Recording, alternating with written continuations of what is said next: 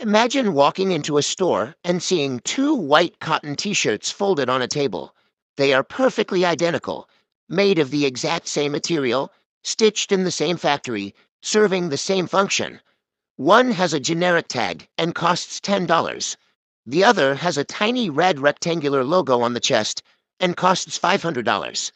Economic logic suggests the rational buyer takes the $10 shirt. But in reality, the $500 shirt sells out instantly. People camp overnight on the cold sidewalk just for the privilege of handing over their monthly rent money for it. If the company lowered the price to $20, the demand would likely vanish. This specific behavior contradicts the laws of value and efficiency we are taught in school. It points to a psychological mechanism that prioritizes the item's cost over its actual utility. Economists refer to this specific glitch as the Veblen paradox. From luxury car leases to designer tech, we are operating within a playbook that encourages us to drain compounding assets to secure social standing. To understand why we trade wealth for the appearance of it, we have to look back to 1899.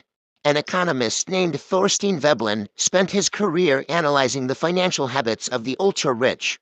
Veblen observed the Gilded Age families like the Vanderbilts amassing fortunes that defied standard economic models. Most theories assumed people bought things for their use, a coat for warmth or a carriage for travel. But Veblen saw the elite buying solid silver spoons that were too heavy to use for eating. He noted the popularity of tightly laced corsets that restricted breathing. In these cases, the lack of function served a specific purpose. He called this conspicuous consumption. In a stratified society, the most efficient way to prove high status is to publicly waste resources. It signals to the tribe that you have enough capital to destroy a portion of it and still thrive. Modern luxury brands utilize this century-old playbook. In high-end markets, the price functions as the primary feature. If a brand like Rolex lowered its prices to $200 to reach more customers, the exclusivity would vanish, and the business would likely fail. This chart shows the standard law of demand. Typically, as the price of a product increases, the demand for that product steadily drops. But a Veblen good creates an inverted curve.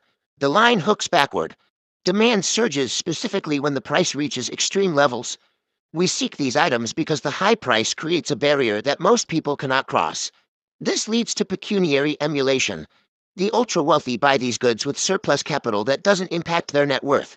However, the middle class often mimics this behavior by using debt to project a similar level of success. By financing the appearance of wealth, consumers often trade their future compounding investments for assets that lose value the moment they are purchased. This drive stems from our history as social primates. For millions of years, social standing dictated your access to resources and safety. In that environment, status was a requirement for survival. In the animal kingdom, a peacock grows a large, colorful tail that makes it easier for predators to catch him. This handicap signals to potential mates that he is genetically healthy enough to survive despite the extra weight.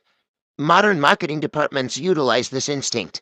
They create artificial scarcity, requiring customers to join waiting lists for the privilege of spending $10,000 on a single bag. This creates a cycle where the goalposts are always moving. The moment a status symbol becomes accessible to the middle class, the elite move on to something else to maintain their distance. The shift toward logo-less luxury and quiet brands ensures that those trying to catch up are permanently chasing a signal that changes as soon as they reach it. Breaking this cycle requires a redefinition of what status actually means in the 21st century. There is a sharp distinction between the appearance of wealth and the reality of it.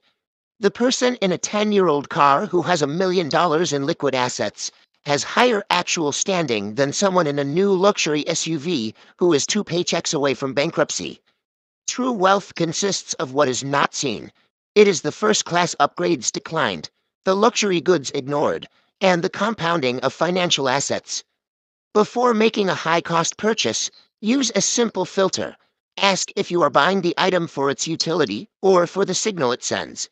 If you were the only person on the planet, would you still want it? Real status is decoupled from shiny objects. The most effective signal you can send is the personal freedom that comes from